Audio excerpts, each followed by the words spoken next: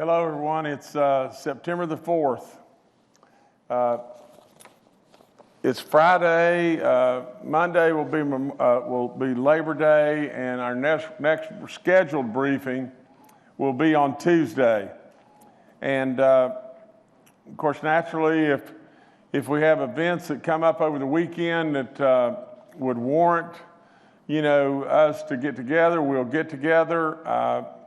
I can assure you that everyone is still working, and everyone will keep working no matter how tired or no matter how fatigued or whatever it may be that we get. Everyone is going to continue to work until this is over. And regretfully, again today, I've got a whole bunch of not very good news to present to you. We've got 13 more deaths since Wednesday.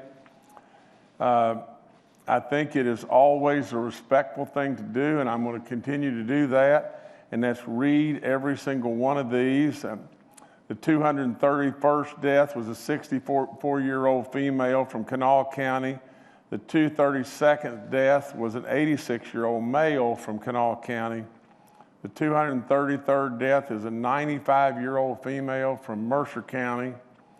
The 234th death, a 60-year-old female from Kanawha County. The 235th death, a 92-year-old female from Kanawha County. The 236th death, a 95-year-old male from Randolph County. Our 237th death, a 71-year-old female from Lincoln County. The 238th death, an 88-year-old female from Logan County. The 239th death, a 76-year-old male from Kanawha County. The 240th death, a 97-year-old female from Mingo County. The 241st death, an 84-year-old male from Logan County. The 242nd death, a 73-year-old female from Kanawha County. And our 243rd death, an 81-year-old male from Kanawha County.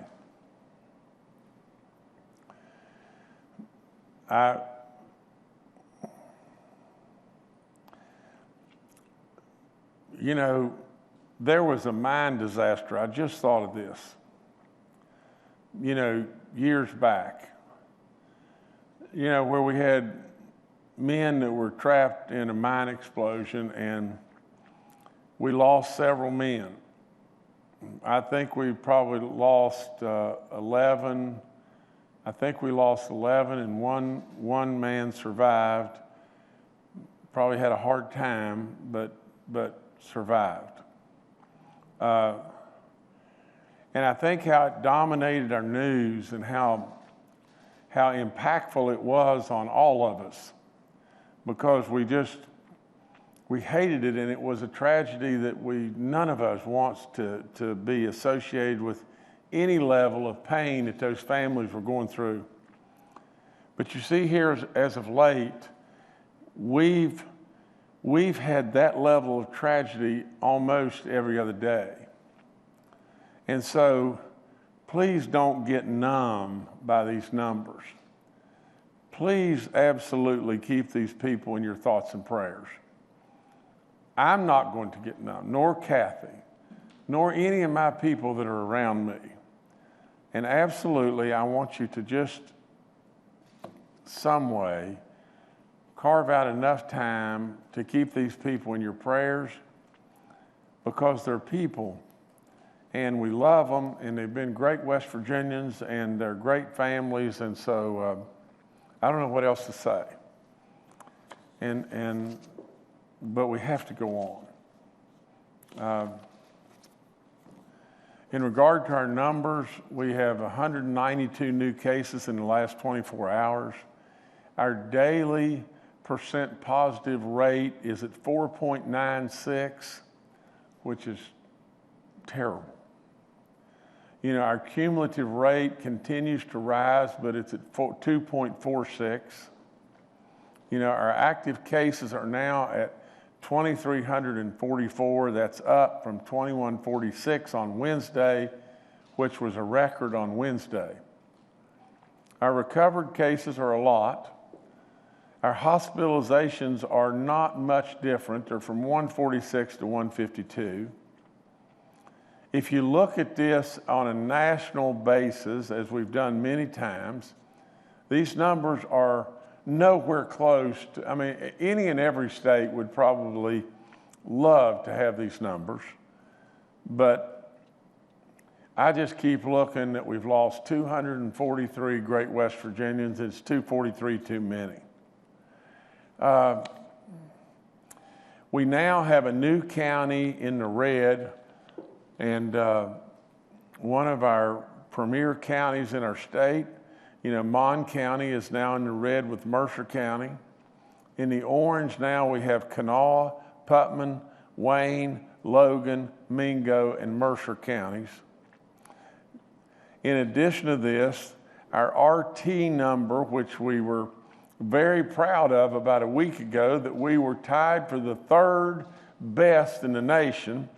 Now we're up to 1.22, and we're the worst in the nation. So you see, we've got a problem. We've got outbreaks all over the place, and we've got problems. And we're going to have to do any and everything we can as we continue to work, and just work and work and work. So, you know, and maybe I mentioned Mercer County was in the red. It is Monroe County, and it's not Mercer County. You know, so nevertheless, we've just got to continue to stay the course, protect ourselves, protect our family, protect the elderly. From the standpoint of our elderly, please, if you can, stay home. If you can, absolutely have someone run and get your groceries and everything for you, do that. And please, whatever we do, let's, you know, as staff members of our nursing facilities and so on, where a great amount of these deaths are coming from, please, we can't afford to run off to Myrtle Beach and come back and do those kind of things. You know, we just can't do that, because they're going to bring real sorrow to some. Now, in excess of half of the deaths in the state are at our nursing home facilities. Unfortunately, those are the people that are most vulnerable of all, and they're in a facility, and just imagine this, they're in a facility where they feel safe.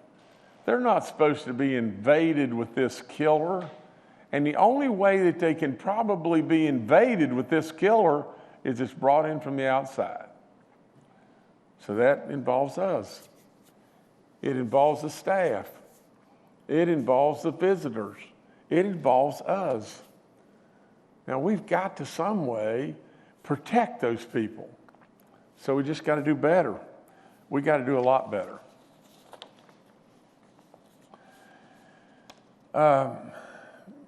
Yesterday, I want to touch on this just a second, but yesterday, we had a great day in West Virginia from the standpoint of the economics. You know, our revenue numbers were terrific. The stability of our state, terrific. You know, from the standpoint of an announcement about being able to make broadband a reality across this state, it could not have been a bigger announcement than it was just that yesterday. The greatness of the whole thing from my standpoint was the bipartisanship. You know, we had, from the party across the aisle, we had John Perdue, our state treasurer. We had, our former Speaker of the House, Speaker Miley. We had, Roman Prezioso, the second in command, right, from the head in command from the minority side on the Senate. We had Bob Plymel, who's on the Broadband Council. On the other side of the fence, we had Mitch Carmichael, the Senate President, and Roger Hanshaw, the Speaker of the House. We had Daniel Linville. I'm going to forget certain ones, but we had a great amount of support, from not only them, but from people that were, senators that were weighing in that weren't on the call. We had our state auditor, J.B. McCuskey, on the call. And everybody was doing one thing, and it was absolutely beautiful. Everybody was working in an absolute bipartisan way for the goodness of West Virginians. To be able to bring $766 million into this state for the construction of broadband to people that did not have access today. 121,000 homes. I commended everybody. I'm not going to go back through that and everything, but absolutely not 121,000 homes in all West Virginia, because we have broadband to a good bit right now, but we have so many areas we're deficient. But it was 121,000 homes that had no broadband today. In addition to that, we discussed how we had $50 million that was bucketed to go to broadband. Of how we could even take that even further. And this was a giant step, not just a baby step. This was the step to bring West Virginia into the future. We know that so many want to come to West Virginia and either bring their businesses or live here or do business from their homes here, and on and on and on. We know all of that. But at the same time, we also know that many won't come because we just don't have the abilities to have broadband here like they do have in many other states. So this was a gigantic step, a gigantic bipartisan step and everything. And so I am really proud and really thankful for all those that were involved. And again, thank you so much. Now, in regard to school openings, we have gathered and gathered and gathered information. Tomorrow, our school opening panel will be reviewing information, assessing information. We've been doing it, but tomorrow they will scrub numbers and scrub numbers and scrub numbers. At 9 o'clock tomorrow night, we'll be putting up the numbers, we'll be putting up the color codes and everything. From that, I am very, very hopeful that a great percentage of our state will be back in school. And I know just as well as I'm sitting here that it may very well be that we have right now, it looks like we've got 9 counties. Well, let me just check real quick, but we've got, We've got 6 counties in the orange and 2 counties in the red, and our panel will be reviewing all this tomorrow and putting the map up, tomorrow night.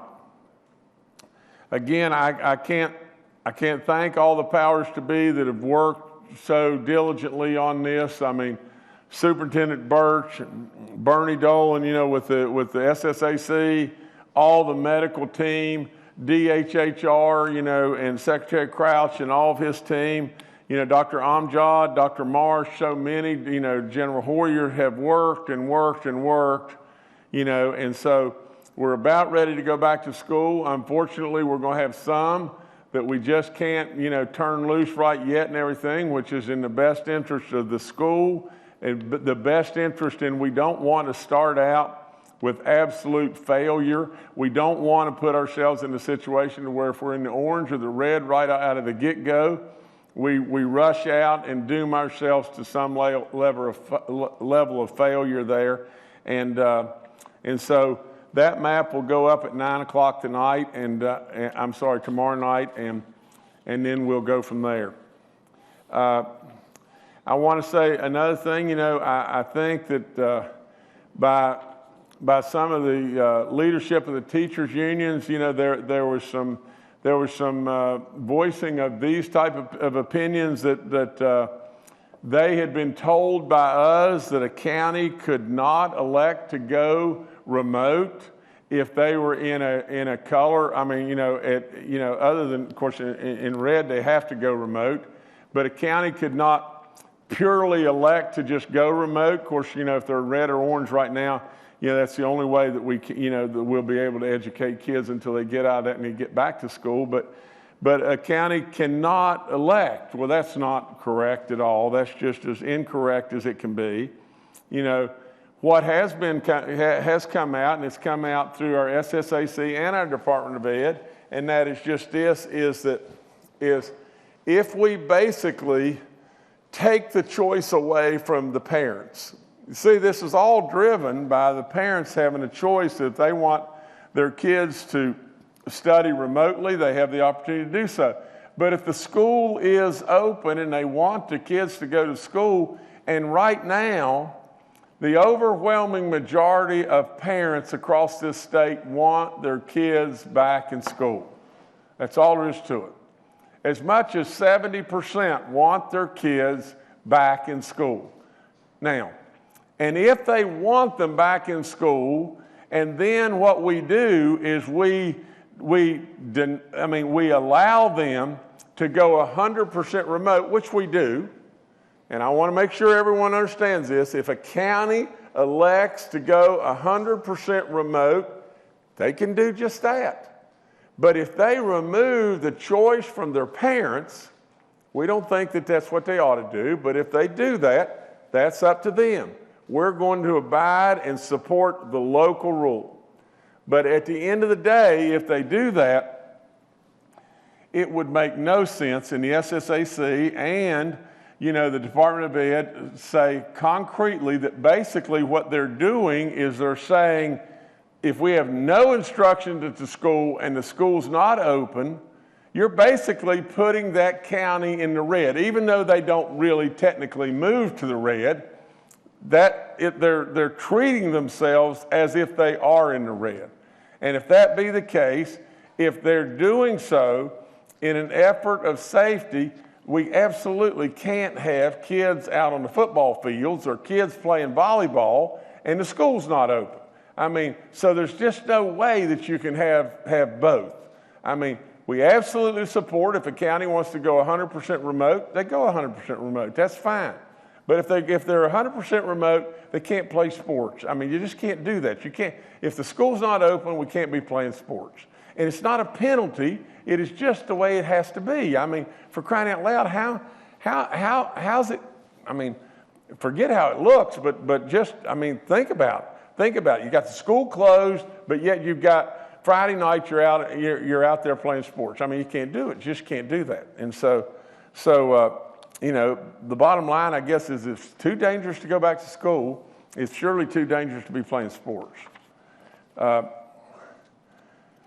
I want to talk to you just 1 second about this. Earlier this morning, and this is another wonderful, wonderful moment for me, from a bipartisan standpoint, we had on the call, former Speaker Miley, Roman Prezioso, Bob Plymel, on the Democrat side. On the other side, we had Roger Hanshaw, we had Amy Summers, we had Mitch Carmichael, and when we discussed, I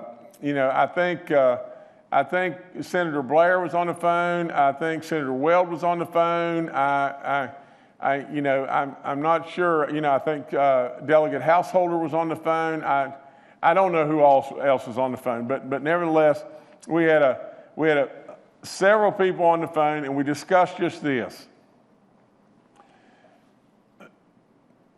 Superintendent Birch has told us repeatedly, over and over and over, that they have checked, double-checked, triple-checked, quadruple-checked, from the standpoint of every single superintendent weighing in as far as the school's PPE.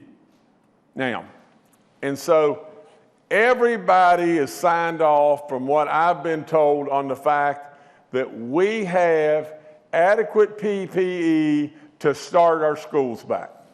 Now, in addition to that, from a National Guard standpoint, we have, I don't know what it was, 2 million masks and all kinds of other additional PPE. And so with all of that, we're ready to go. In addition to that, everyone should know that we have, through the grant systems that the federal government provided us, we have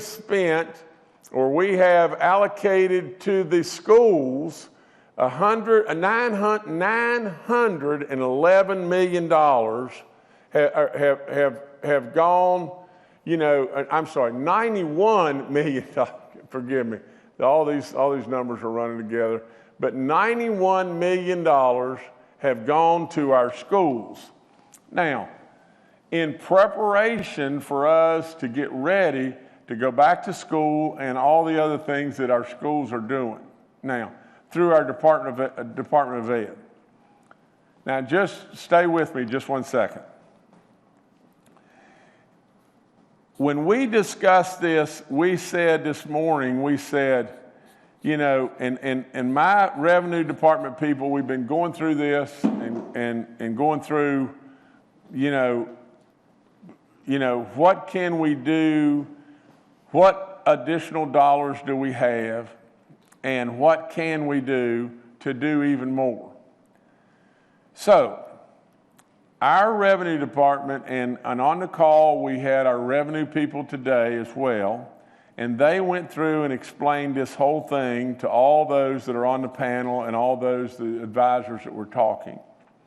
And so basically what we're going to do unanimously, bipartisanly again, what we decided to do was set $50 million additional dollars over into a bucket coming from our CARES dollars to be there for two things.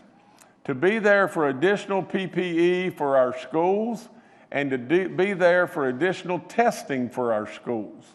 So if we have any level of outbreak or problem that is beyond our current means, we will have an additional $50 million to address that.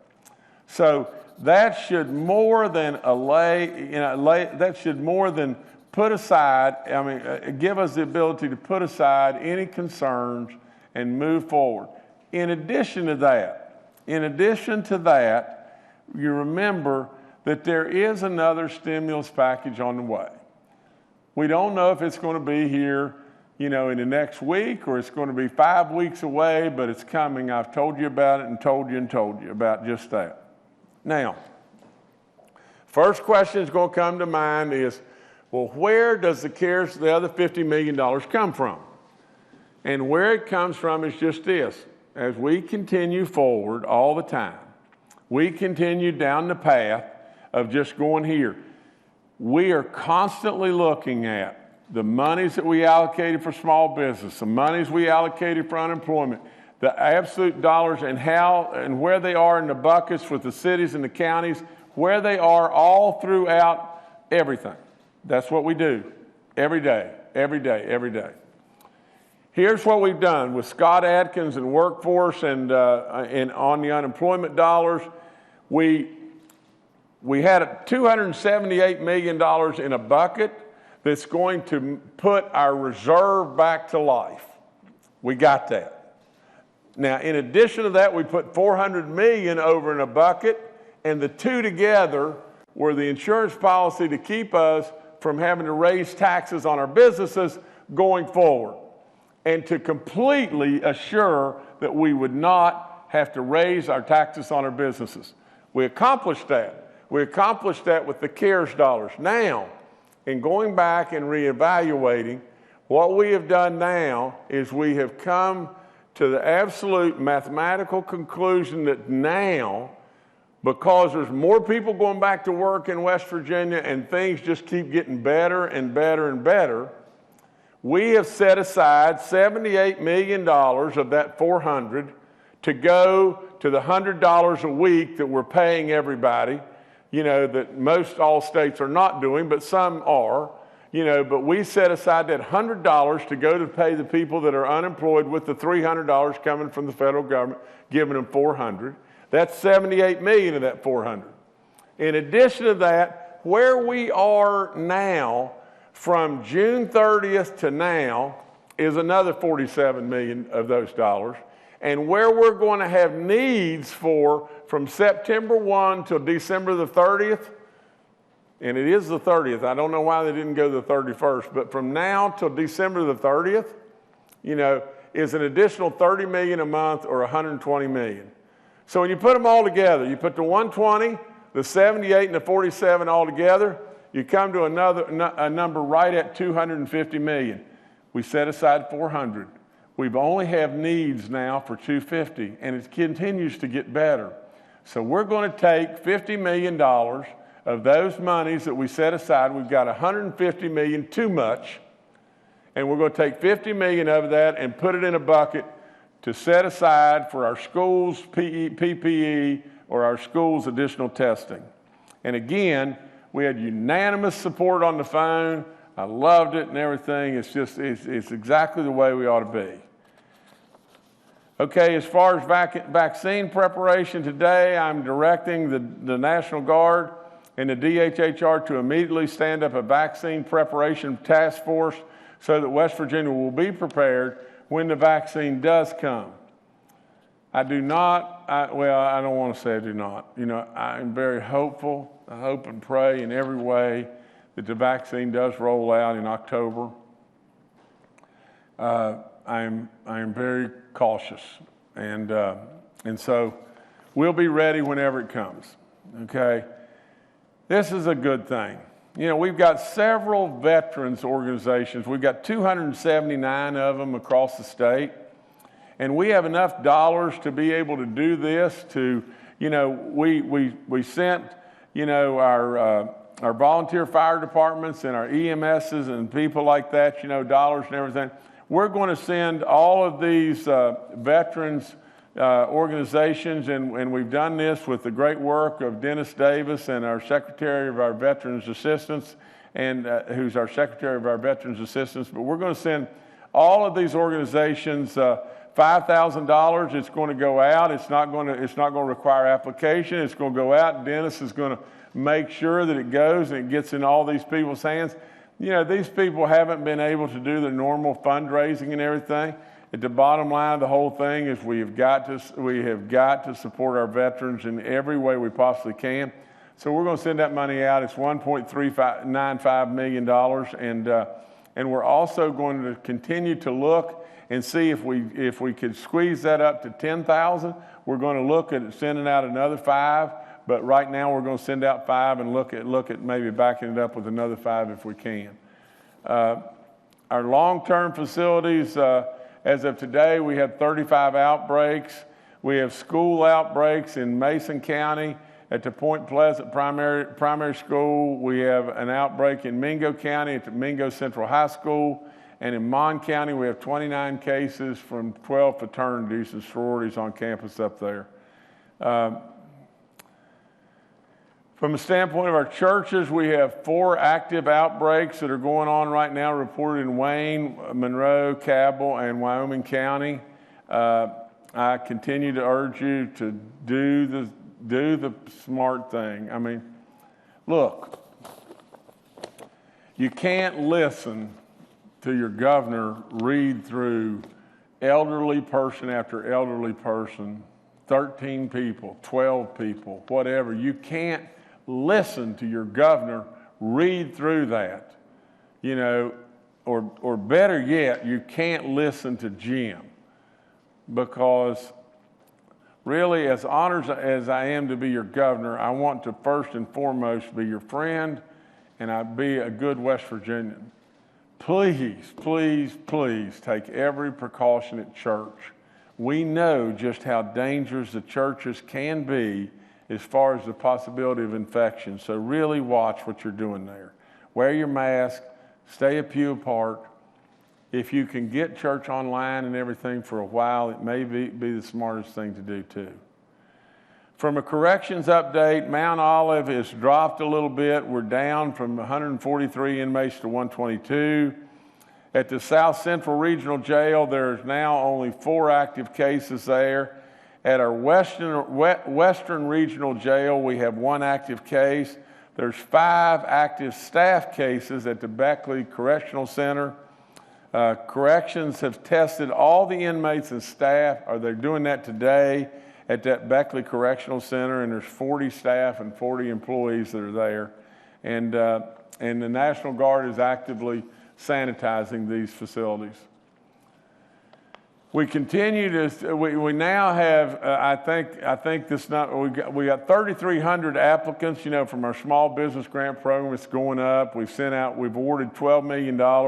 This program closes on September the 30th. Now we've got to hurry up. You've got to apply if you're wanting these dollars sent to you. We've got a total that have gone out to our cities and our counties of $103 million to 191 cities and counties, or these have been awarded, and so continue to apply. We'll continue to send the money as we can. We've got free testing going on tomorrow in Monroe County, next week in Logan, Mason, Mingo, Morgan, Cabell, and Raleigh counties. And you know, our summer feeding program, we sure don't want a person in West Virginia going hungry, and we've got 696 sites, and if you've got an issue, you can't figure it out, you're worried, pick up the phone and call 211 and we'll help you. Our census numbers are now up to 95.4%. I just, you know, every time I see it, I'm just so proud of you, because this will mean an awful lot, you know, for us for 10 years to come. So thank you again for getting counted, and a lot of news today, and you know, we've got, you know, what we want to do is start celebrating the fact, you know, that when we get all of our counties down in the green and yellow, we're going to have a happy day. That's for sure. And I hope and pray it comes really soon. Anyway, thank y'all so much. All right, thank you, Governor. Let's now go to Dr. Clay Marsh, our coronavirus czar. Well, good afternoon. It's great to be with everybody again today. As the governor said, that our RT number, the reproduction score, the rate of spread from person to person, has gone from 3rd best in the country less than 2 weeks ago, and today we are the worst in the country.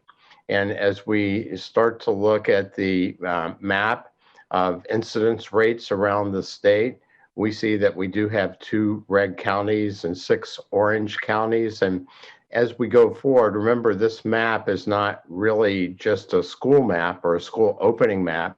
This is a map around public health. And we know that the most important single parameter to be able to go back to school safely and to play the athletics that we love and to be out and around with each other in our beautiful state is to control the spread of COVID-19 in our communities. And as we look at the colors, as the governor said, our goal is for each county to help that county get to green, and if not green, to yellow. And so we know that we have work to do.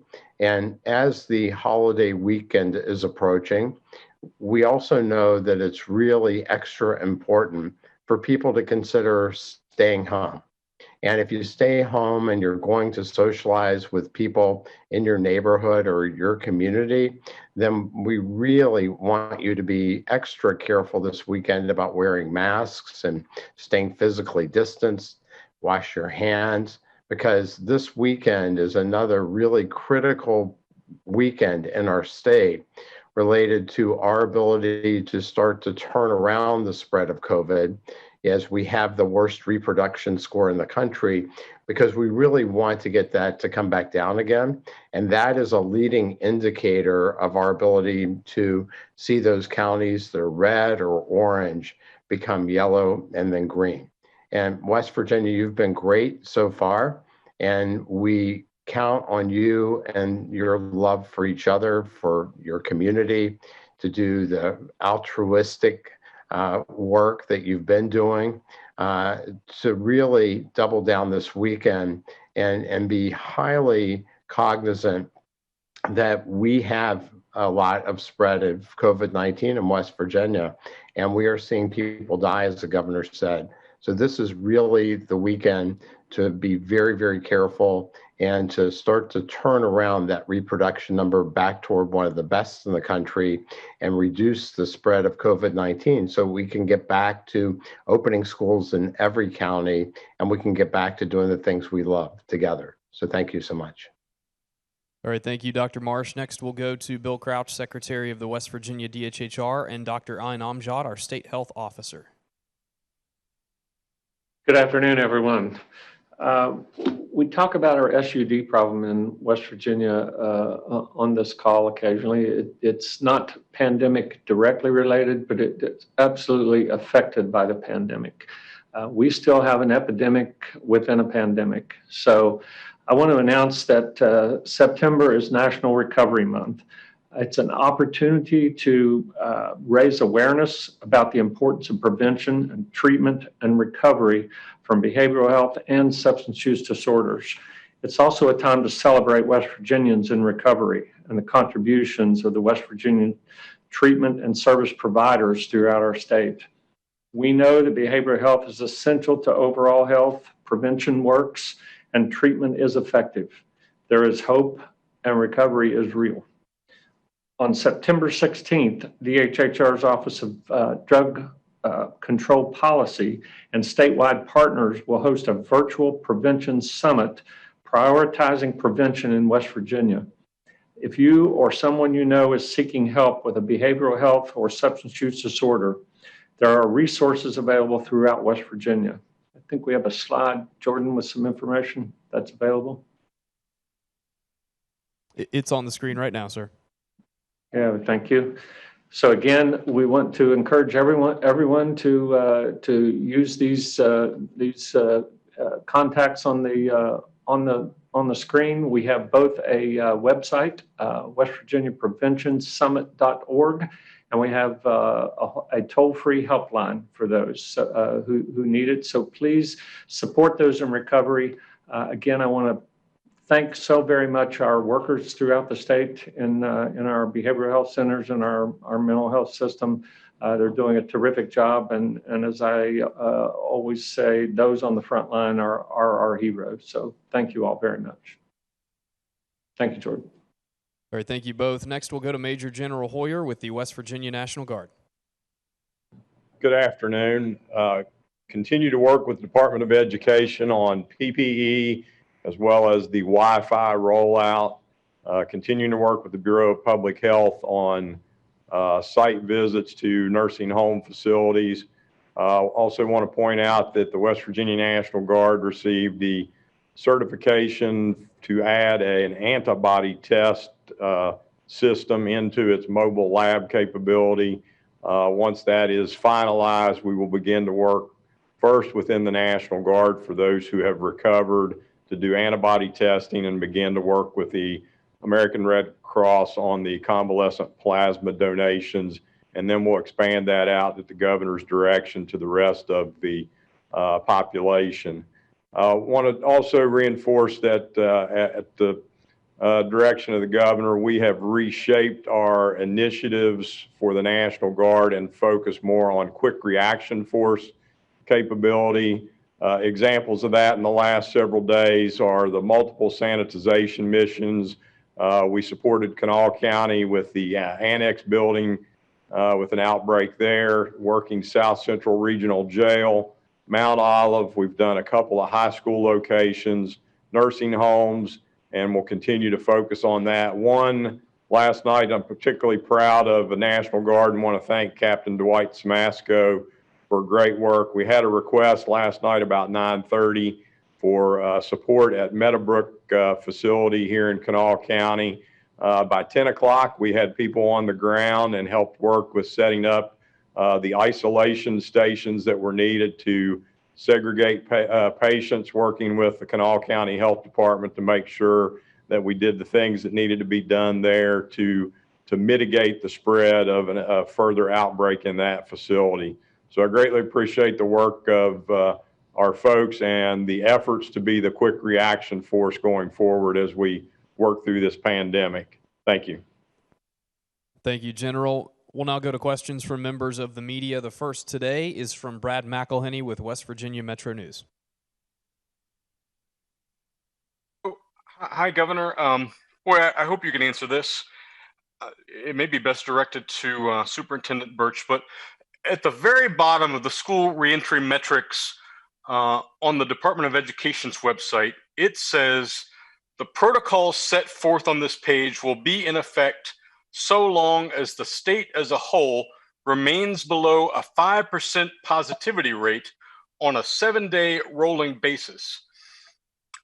And when I look at DHHR's site for the 7-day rolling basis, the last few days have been right around that mark. So what I wonder is, are there repercussions if the state hits that percentage statewide, not just county by county? Thank you.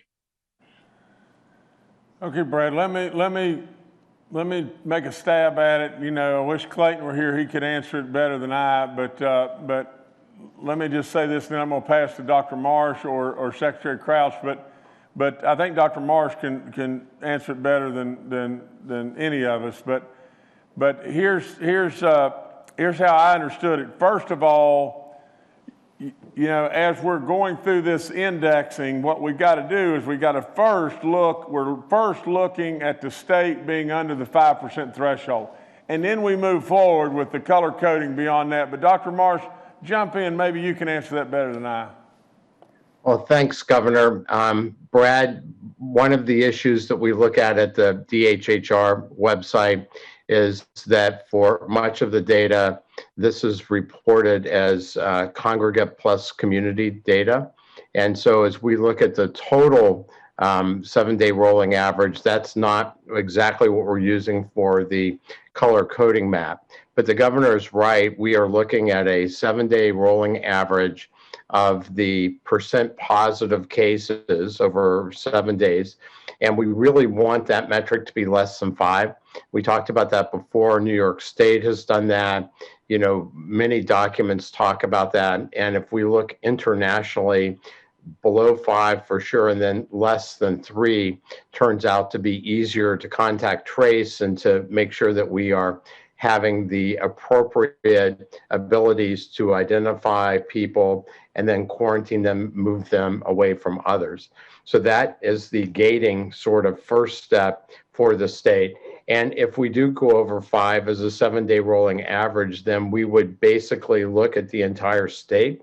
We would look at where that 7-day rolling average increase is, because the presumption is that certainly wouldn't be everywhere. And so then that would help us start to focus down and understand which parts of our state are really driving that. And that increase is also another risk factor, for being able to go back into, say, schools safely. So that would stimulate us to look at the state as a whole and then try to move down to understand which parts of the state were driving that. All right, thank you, Brad. Next, we'll go to Amanda Barron with WSAZ. Hi, everyone. Amanda Barron with WSAZ. My question is, I saw, and everyone noticed that the map changed today. After this color-coded map changed today after the schools, after it said it wouldn't change past until tomorrow night at 10 o'clock or 9 o'clock. Sorry. My question for you is, can you talk about that? Will that be happening over the next 24 hours before we get these numbers for back to school? And what kinds of things will the group be doing tomorrow to adjust numbers as it comes to going back to school? I think Clay and Bill and Dr. Amjad, all of them, will be working through these numbers and everything. But Amanda, the bottom line is just this: these counties that are already in the red and in the orange, those are the counties we're going to primarily focus on.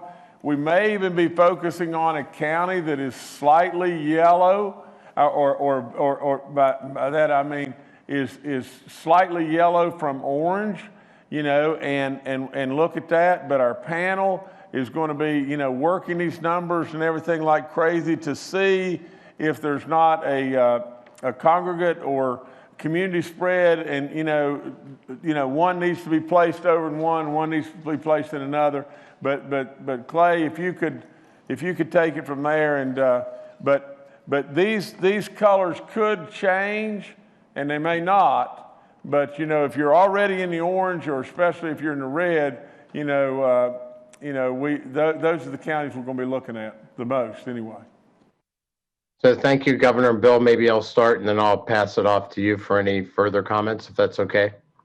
So what we're really doing, Amanda, is looking, first of all, from our DHHR experts and our epidemiologists to make sure that we have verified all the data, make sure that we have separated effectively congregate and community spread, making sure that we don't have any duplicates in the data, and that we've identified the county of origin for people who have had the positive results have been posted to their county. As we get the final verification of all that information, then we will have our panel start to look, as the governor said, at both 7 and 14-day rolling averages of incidence rate, of the percent conversion rate, and also a 7-day average or a 7-day listing of positive cases. And what we want to do, of course, is to make sure that we are fairly allocating and identifying the appropriate color code of the county. And, we'll be looking for things like the county size. So for instance, we found that if you're less than 16,000, which is 2 standard deviations from our median county, then we would assess that county by a 14-day rolling average of the incidence rate as corrected per 100,000 population. But what we've identified is there's other counties that are bigger that still may have a color change from a relatively few number of cases. And we really want an aggregate number of at least 20 cases to drive whatever that effect is. And so we'll be looking at those carefully, because if a county has turned, say, yellow to orange, and they've had less than 20 cases in a 7-day rolling average, then we would expand that view to a 14-day rolling average so that we could include an appropriate greater than 20 number of total cases. So the panel will be looking at all the data that's already been verified, and then we'll work with the governor to make sure that we are explaining and are very certain about this, because it makes such a big difference to each county. Bill, I'll pass it over to you for any other comments.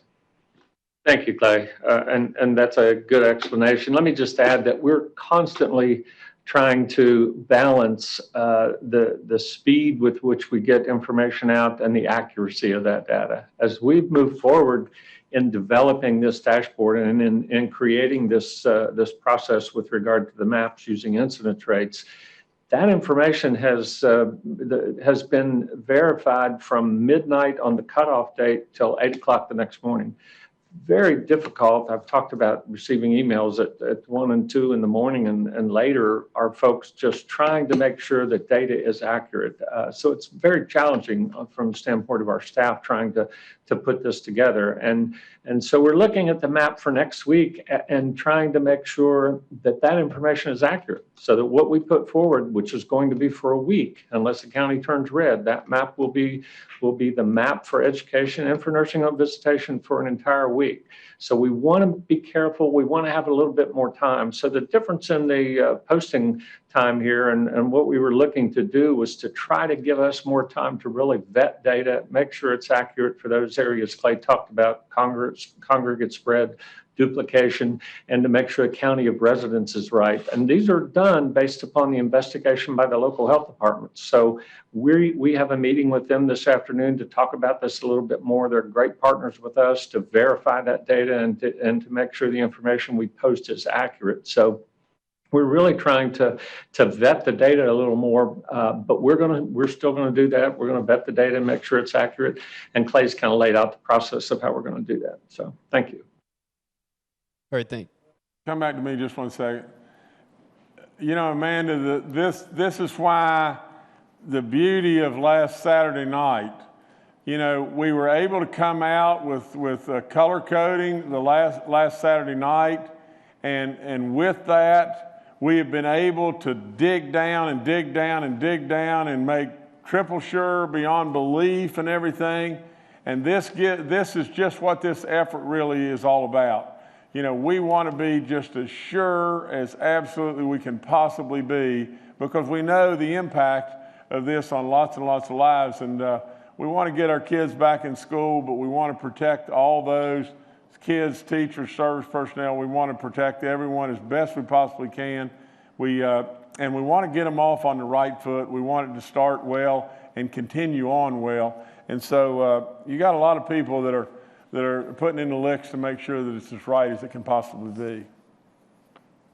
All right, thank you, Amanda. Next, we'll go to Dave Mistich with West Virginia Public Broadcasting.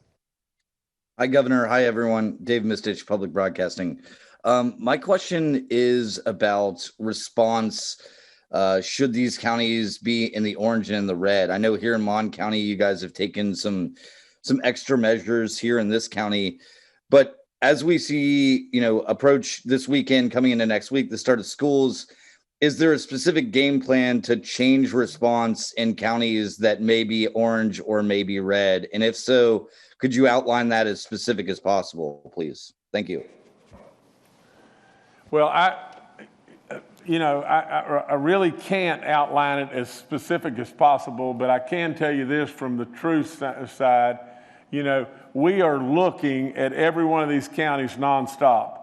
And from the standpoint of taking more stringent measures to be able to get these counties down out of the orange and the red, we're going to do exactly just that. And if we can find a way that we think will really have an impact, such as you know, maybe the bars need to be closed in another county or whatever like that, where we've got a lot of potential of young people going and congregating in masses or whatever it may be, like we had in Mon County, you know, then we'll react to all that.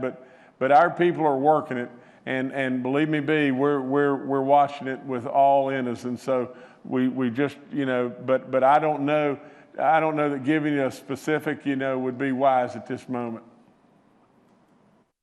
All right, thank you, Dave. Next, we'll go to Kenny Bass with WCHS and Fox 11. Hi, this is Kenny Bass with Channel 8 and Fox 11 in Charleston. I have a question about the map and the changing and when it's going to be reported, and also the committee which will be looking at it. Following up on what Amanda said, it says the map's not going to change, and then it changes. I realize that, and I've heard many, many times how the Secretary for DHHR has said it's a challenging process, and we all recognize it's a challenging process. So how confident can West Virginians be that at 9 o'clock on Saturday night, which you guys set the deadline, nobody else did, 9 o'clock on Saturday night, the numbers are going to be the numbers. It's not going to be 9:15. It's not going to be 9:34, and they're not going to change 3 times. So how confident are you can get it done? And if you're not confident, how can you make sure that you get it done? And also, Dr. Marsh, how much input does the committee have that's outside of the numbers? Are the numbers the be all and end all, and whatever the numbers say, that's the way it is? Or if a county is right on the edge, does judgment and advice from the committee play a role in the decision as to what color will be assigned? Thank you.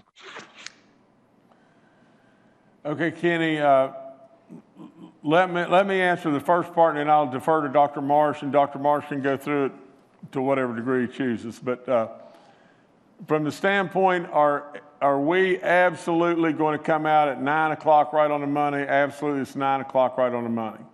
From the standpoint of trying to tweak and move and do the very best we can possibly do with that's why the beauty of last Saturday night coming out then. And then we tried to look at a way that we could use a non-school and purely sports week to really be able to maybe help and motivate and do all the different things, from the advantages from the medical side to right on down, and that's why we came out with those moves to tweak and move this thing. But I think when we come out on Saturday night at 9 o'clock, in fact, I know there's no I think to it. The colors are what the colors are, and that's the way it's going to be. But Dr. Marsh, if you'd like to jump in there, please. Sure. Thanks, Governor. So, Kenny, the governor has made it clear to all of us that the key, as Secretary Crouch said, is to be accurate. And so the panel that will look at this data will have the ability to make those recommendations that the experts believe are going to serve those counties the best, be the absolute fairest to those counties, make sure that if things are right on the borderline, that the panel's looking at everything possible to decide and understand if the county really deserves to be in that higher color or lower color, because it does. As the governor said, this is a big deal. It makes a lot of difference to people in the county. And we want people to go to school, but we want people to go to school safely, both students and teachers. So we feel this is a great responsibility on all of us. And that's the reason why we're taking so much care to be able to do the verification and the assessment, looking at a lot of different parameters. So yes, the panel does have the leeway to make recommendations that are informed by experience and expertise to make sure that we are doing the right thing for each county to the best of all of the ability of who we consider the most expert people that could look at that data. All right, thank you, Kenny. Next, we'll go to Mark Curtis with Nexstar Media. Good afternoon, Governor, and everyone else. I wish Scott Atkins was here, but maybe you can put some clarity to this, because I'm still getting calls and emails from viewers wondering where their unemployment money is. How much of the $100 checks, or how many people in West Virginia have gotten the first of the $100 checks, and if not, when will they be? And is this going to be a weekly thing? And obviously, we're still waiting for Congress to do something. They haven't come to any agreement, but people are wondering about their West Virginia share of that $400. Thank you. Mark, I can assure you that the great people at Workforce are working that just as diligently and as fast as they possibly can. We had to wait first and foremost on FEMA, and then they've got to create a system in order to get it out. You know how government moves. It never moves as fast as what we want it to. And I wish to goodness that we could just have a way that we could just send the checks out instantaneously and everything. They're working through all that, and the only thing I can tell everyone is, everything's going to be retroactive back to the 1st of August, and so they'll get their full amount of dollars and everything, but Scott Atkins is working through it, and all I can tell you is those people are working very diligently to get it out, because we need, I'm pushing them with all in me, because I know wholeheartedly that if you're sitting there worried about your power bill or your rent or whatever, you need to be getting those checks, and that's why we stepped up and said, we as West Virginia are going to underwrite the other $100. So we'll get them out just as fast as we can possibly do it. All right, thank you, Mark. Next, we'll go to Charles Young with WV News. Hi, this is Charles Young with WV News. Governor, could you give us some more details about the vaccine task force that you mentioned? What does that consist of? What will they be doing? Are we allocating funds specifically for that? Could you give us a little bit more on that? Thank you. I think the general can speak for that, but if you'd step up and speak for that, General Hoyer. Yes, sir, Governor. So about a month ago, the governor, we had discussions with the governor. DHHR and the National Guard began to assemble personnel from Bureau of Public Health and the Guard to start to look at what it would look like for the vaccine distribution and the requirements needed. More recently, the governor directed us to ramp that effort up even more and to officially formalize a task force made up of staff from the Bureau of Public Health and the National Guard. We're looking at a variety of different things to include supplies that would potentially be needed. Will they be supplied by the federal government? What requirements will the state have to procure those? Locations for distribution, as well as storage requirements. Many of the vaccines that we have today require temperature control. So we've already placed an order for some equipment. We'll be looking at using National Guard facilities that have security and backup generators for locations to be spread across the state. We're also looking at what types of providers will be needed, hospitals, pharmacies, other entities that may be available to participate with the distribution. And we'll continue to refine that and be prepared when a vaccine is available in the future. All right, thank you, Charles. Next, we'll go to Paul Mullen with WCBC. Good afternoon, Governor. Good afternoon, panel. September 8th is right around the corner. That also means that child care is in crunch time right now for parents that need to arrange that for systems that are in hybrid approach or whatever approach they may be needing. As we look at it as a state, what kind of stress has this put on the child care system? Is there enough licensed providers out there? What are you hearing back from the field? Maybe this is a Bill Crouch question. Secretary Crouch, if you could step in, please. Yes, Governor, thank you. And thank you, Paul. Good question. We can give you a very detailed update the first of next week, but we have many, if not most, of our child care providers back up and operating again. Many of those got an approval through the pandemic to provide services for essential workers out there. We've now added others, but we think we're in pretty good shape. Part of the problem here is federal government has reduced or eliminated their child care subsidies in some instances. So we're looking at how we can try to kind of bridge that gap a little bit in terms of individuals who still need child care out there.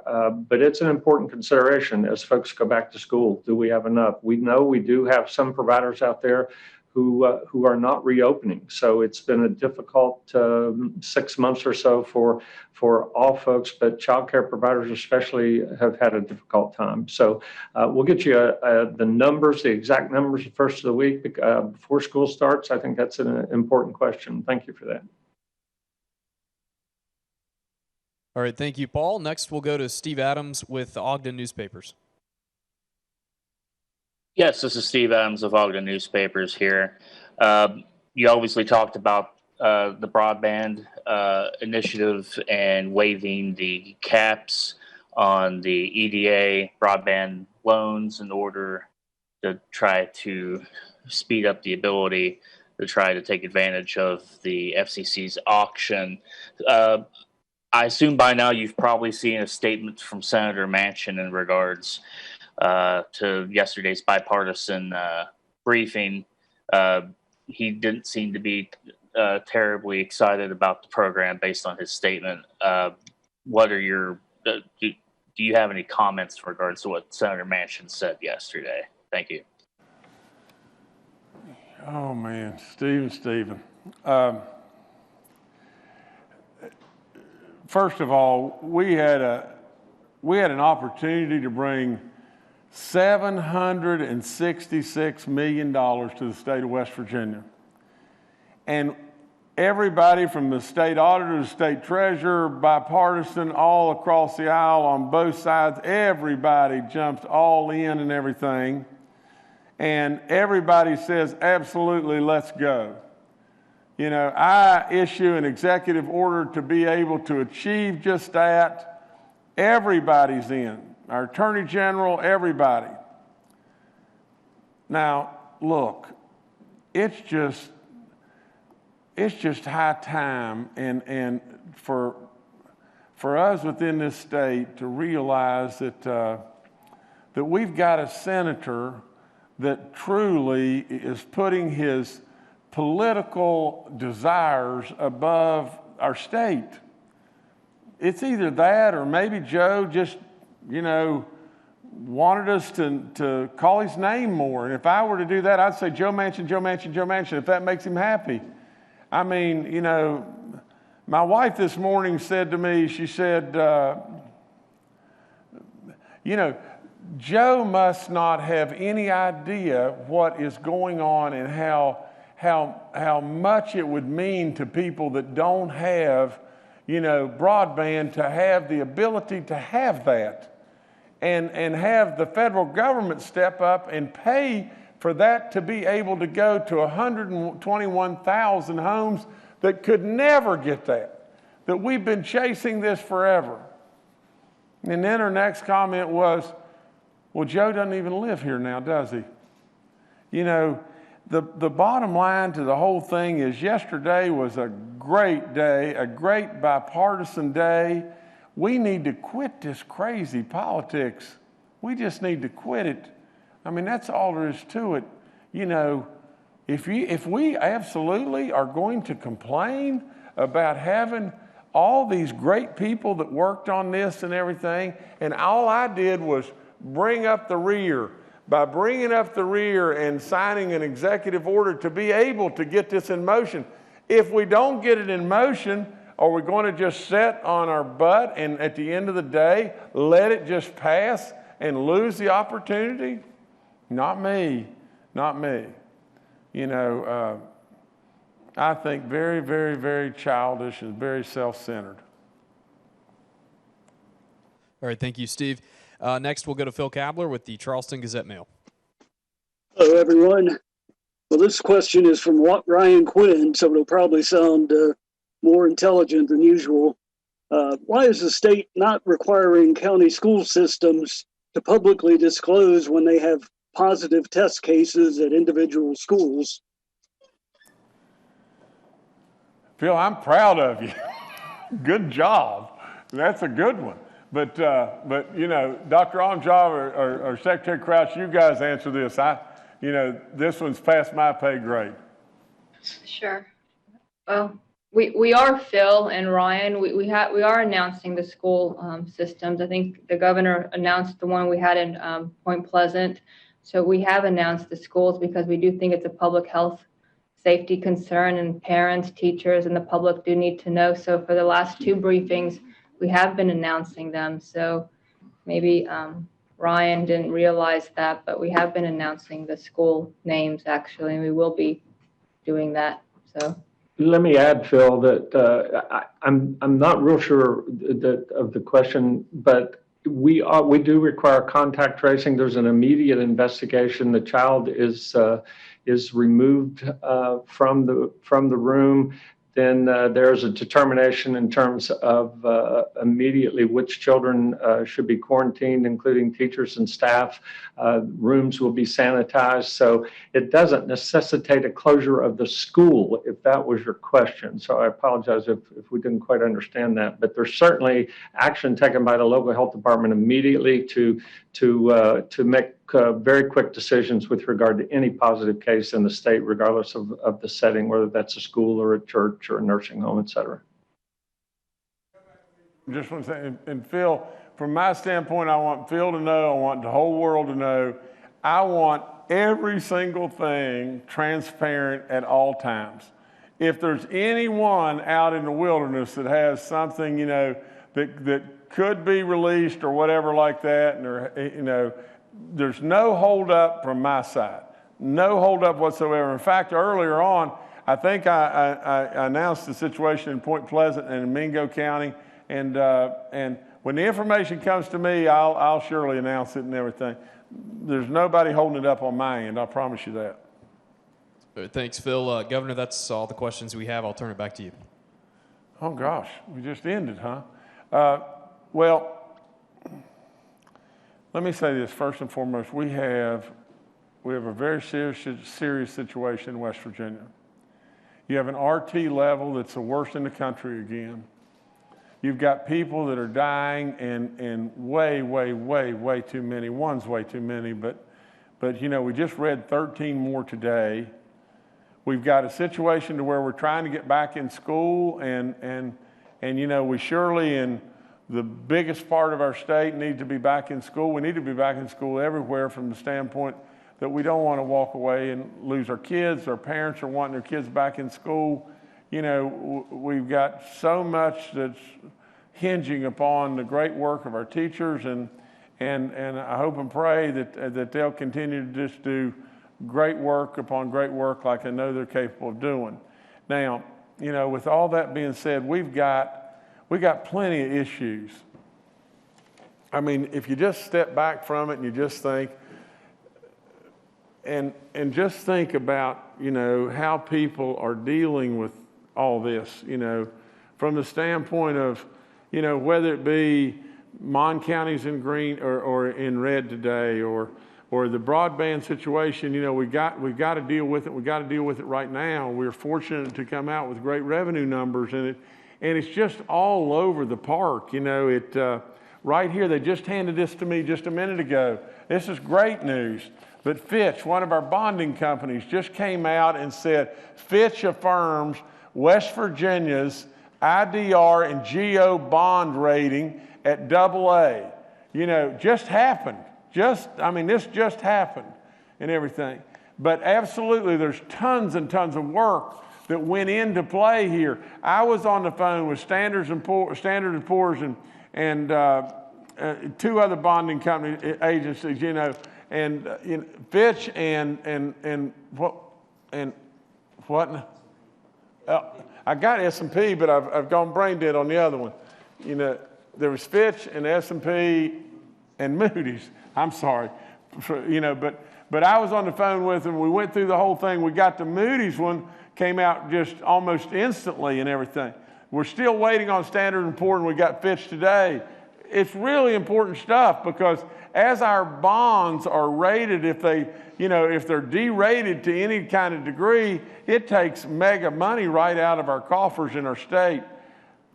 Our revenue people worked on this and work on it nonstop. I lead the call off, and then I leave the call, and they're on with these people all day long and supplying all kinds of information. Whether it be, somebody from the teachers union that would say, well, what about this? Or it could be just as simple as, someone calling saying, why doesn't my school get to play football? There's so many different directions that everybody's going, and this thing is so fluid, it's unbelievable, and it changes. I've said it over and over and over.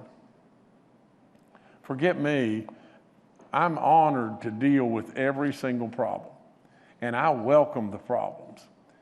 But the people that are out there doing this great work need to be saluted and thanked, because they have done all-star type work. And we still got a long ways to go. And we know that. We got to all keep pulling the rope together. And we sure don't need to politically be throwing rocks at one another. It's silly. It's just plain silly. Do you know my campaign headquarters, I'm running for governor again, and my campaign headquarters are in downtown Charleston. I've never been there. I've not been there one time. Absolutely, there's no time. I need to be your governor and do all I can possibly do to try to help you. And that's what I'm trying to do. But forget me, always just concentrate on the great people that are doing this work behind me. And not only that, let your prayers and your thoughts be with those people that we've lost, or the people that are really struggling, the people that are at home trying to wait until they get their unemployment check. For crying out loud, be with all those people that have done the great work in our grocery stores. Be with them and appreciate them. They have stood up for you in so many different ways. All the healthcare people, and forgive me for just going on, but just think about the courage that it took for our healthcare people to get on their scrubs and to go to work, to put on their masks, to put on all their protective gear as best they possibly can, and take care of our very sickest people, and then come back to their own families and wonder, am I bringing this home? And yet get up tomorrow and do the same thing over and over. So many first responders, so many really good workers. God bless each and every one of them. This is dog tough stuff, and it moves like crazy, and there's a lot of people doing and making the decisions, and I'll be dog if they're not making really, really good ones. So God bless them. Thank you again so much for all the bipartisan support that we had on the panel today to be able to put the $50 million of CARES money in to assure us beyond any doubt that we've got the PPE and the testing capabilities at our schools. And thank you so much for all the great work that all those on both sides of the aisle did in every way with broadband. Thank you to our treasurer. Thank you to our auditor. Thank you to our attorney general. Thank you to all those that put the licks in. Just keep up doing the good work, West Virginia. We're going to emerge from this even better than we are right now. And so I can never thank you enough. Try as best you possibly can to be really safe over this Labor Day weekend. I hate like crazy. It's a sad, sad state of affairs when the holidays scare you. But they scare me right now, so be careful. Thank y'all.